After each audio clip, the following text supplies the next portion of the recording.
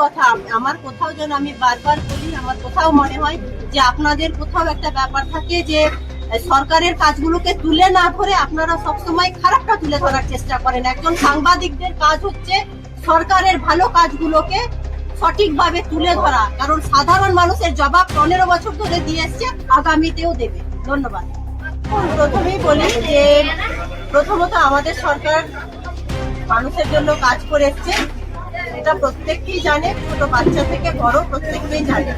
আর আজকে শামশেরগঞ্জে অনুপনগর যে বিড়ি শ্রমিক কল্যাণ হসপিটাল, সেটা উদ্বোধন হলো। আপনারা দেখলেন আমাদের জেলা প্রশাসনের আধিকারিকরা ছিলেন, আমাদের অনেক নেতৃত্বরাই ছিলেন।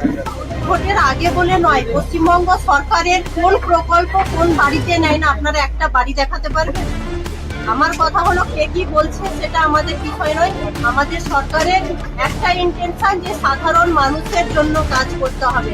আমার একটাই কথা থাকে সবসময় যে আমাদের পশ্চিমবঙ্গের মুখ্যমন্ত্রী মমতা বন্দ্যোপাধ্যায় মানবিকতাকে গুরুত্ব দিয়েছেন, মানুষের জন্য কাজ করেছেন। তো ওনার ইন্টেনশন এবং ওনার লক্ষ্যকে সামনে রেখে ওনার আদর্শে অনুপ্রাণিত হয়ে জনপ্রতিনিধিরা মুর্শিদাবাদ জেলার প্রত্যেকটা প্রান্তে কি কাজ হবে, কি কাজ হওয়া উচিত সেটা দেখছে, এবং তারই আজকে প্রকৃষ্ট উদাহরণ আপনারা দেখছেন অনুপনগর বিড়ি শ্রমিক কল্যাণ হসপিটাল।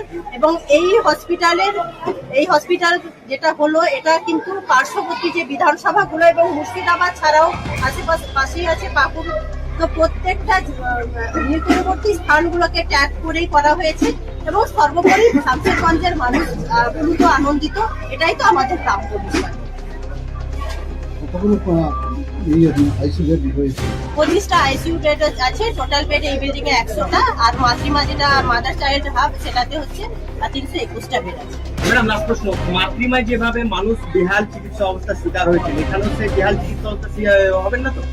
দেখুন একটাই কথা, আমার কোথাও যেন আমি বারবার বলি, আমার কোথাও মনে হয় যে আপনাদের কোথাও একটা ব্যাপার থাকে যে সরকারের কাজগুলোকে তুলে না ধরে আপনারা সবসময় খারাপটা তুলে ধরার চেষ্টা করেন। একজন সাংবাদিকদের কাজ হচ্ছে সরকারের ভালো কাজগুলোকে সঠিকভাবে তুলে ধরা, কারণ সাধারণ মানুষের জবাব 15 বছর ধরে দিয়ে এসছে, আগামীতেও দেবে। ধন্যবাদ।